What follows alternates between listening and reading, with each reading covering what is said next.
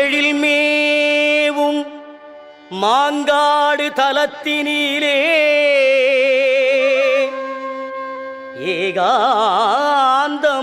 ஏகாந்தமாய் ஈசனை ஊசி முனையில் நின்று தவம் செய்யும் காமாட்சி அன்னையை பணிந்தவர்க்கு சகல நலங்களும் வந்து சேரும், சர்வமங்களம் உண்டாகும்.